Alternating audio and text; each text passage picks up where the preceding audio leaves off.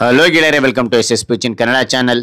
ಈ ಒಂದು ವಿಡಿಯೋದಲ್ಲಿ ಕೆಂಪೇಗೌಡ ಜಯಂತಿಯ 3 ನಿಮಿಷಗಳ ಕನ್ನಡ ಭಾಷಣ ನೋಡ್ತೋಣ.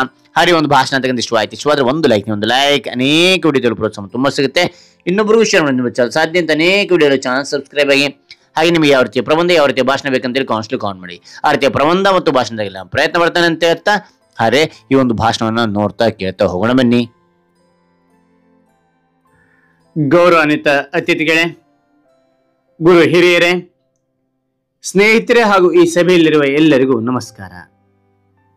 ನಮ್ಮ ಕರ್ನಾಟಕದ ಇತಿಹಾಸ ಪುಟಗಳಲ್ಲಿ ಒಂದು ಚಿರಸ್ಥಾಯಿಯಾದ ಹೆಸರು ನಾಡಪ್ರಭು ಕೆಂಪೇಗೌಡರು. ಇಂದು ಅವರ ಜೀವನ ಮತ್ತು ಸಾಧನೆಗಳ ಬಗ್ಗೆ ಕೆಲವು ಮಾತನಾಡಲು ನನಗೆ ಸಂತೋಷವಾಗ್ತದೆ.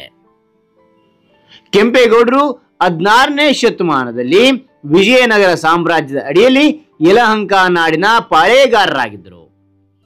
1510ರಲ್ಲಿ ಜನಿಸಿದ ಕೆಂಪೇಗೌಡರು ತಮ್ಮ ದೂರದೃಷ್ಟಿ, ಆಡಳಿತದ ಕೌಶಲ್ಯ ಮತ್ತು ಜನ ಕಲ್ಯಾಣದ ಚಿಂತನೆಯಿಂದ ಇತಿಹಾಸದಲ್ಲಿ ಅಮರರಾಗಿದ್ದಾರೆ. ಅವರ ಅತಿ ದೊಡ್ಡ ಕೊಡುಗೆ ಎಂದರೆ ನಮ್ಮ ಬೆಂಗಳೂರಿನ ಸ್ಥಾಪನೆ.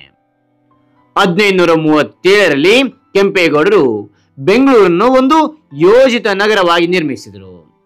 4 ದಿಕ್ಕುಗಳಲ್ಲಿ 4 ಗೋಪುರಗಳನ್ನು ನಿರ್ಮಿಸಿ ಈ ನಗರಕ್ಕೆ ಭದ್ರತೆ ಮತ್ತು ವಾಣಿಜ್ಯದ ಕೇಂದ್ರವಾಗಿ ರೂಪಿಸಿದರು.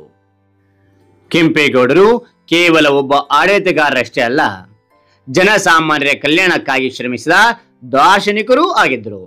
ಅವರು ಕೃಷಿಗೆ ಒತ್ತು ನೀಡಿ ಕೆರೆಗಳನ್ನು ಕಟ್ಟಿಸಿ ನೀರಾವರಿ ವ್ಯವಸ್ಥೆಯನ್ನು ಬಲಪಡಿಸಿದರು. ಇಂದಿಗೂ ಧರ್ಮಾಂಬುದಿ ಕೆರೆ, ಹಳಸೂರಿ ಕೆರೆ ಮುಂತಾದವು ಅವರ ಕಾಲದ ಸ್ಮಾರಕಗಳಾಗಿವೆ. ಅವರು ಸ್ಥಾಪಿಸಿದ ಮಾರುಕಟ್ಟೆ ವ್ಯವಸ್ಥೆಯಿಂದ ಬೆಂಗಳೂರು ವಾಣಿಜ್ಯದ ಕೇಂದ್ರವಾಯಿತು. ಕೆಂಪೇಗೌಡರ ಆಡಳಿತದಲ್ಲಿ ಸಾಮಾಜಿಕ ಸೌಹಾರ್ದತೆ ಮತ್ತು ಸಾಂಸ್ಕೃತಿಕ ವೈವಿಧ್ಯಕ್ಕೆ ಒತ್ತು ನೀಡಿದರು. ಅವರ ಆಡಳಿತ ಕೇವಲ ಶಕ್ತಿಯ ಮೇಲೆ ನಿಂತಿರಲಿಲ್ಲ, ಬದಲಿಗೆ ಜನರ ಹೃದಯವನ್ನು ಗೆದ್ದಿತ್ತು. ಇದಕ್ಕೆ ಕಾರಣ ಅವರ ದಕ್ಷತೆ, ನೀತಿ ನಿಷ್ಠೆ ಮತ್ತು ಜನರ ಬಗೆಗಿನ ಕಾಳಜಿ. ಇಂದು ಬೆಂಗಳೂರು ಜಗತ್ತಿನ ತಂತ್ರಜ್ಞಾನದ ಕೇಂದ್ರವಾಗಿ ಬೆಳೆದಿದೆ. ಆದರೆ ಈ ಆಧುನಿಕ ನಗರದ ಬೇರುಗಳು ಕೆಂಪೇಗೌಡರ ದೂರದೃಷ್ಟಿಯಲ್ಲಿವೆ.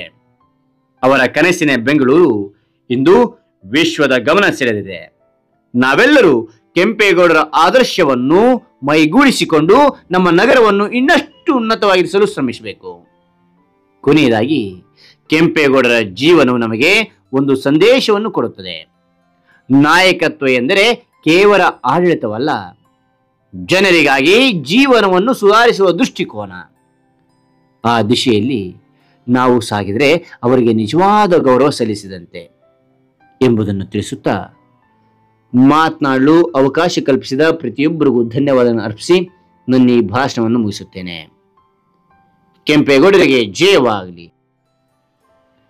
ಹಾಗಾದ್ರೆ ಈ ಒಂದು ಮಾಹಿತಿ ಅಂತ ಇಷ್ಟವಾದ್ರೆ ಒಂದು ಲೈಕ್ ಅನೇಕ ವಿಡಿಯೋ ಪ್ರೋತ್ಸಾಹ ತುಂಬಾ ಸಿಗುತ್ತೆ. ಇನ್ನೊಬ್ರು ಶೇರ್ ಮಾಡಿ ಸಾಧ್ಯ ಇಂಥ ಅನೇಕ ವಿಡಿಯೋ ಚಾನಲ್ ಸಬ್ಸ್ಕ್ರೈಬ್ ಆಗಿ.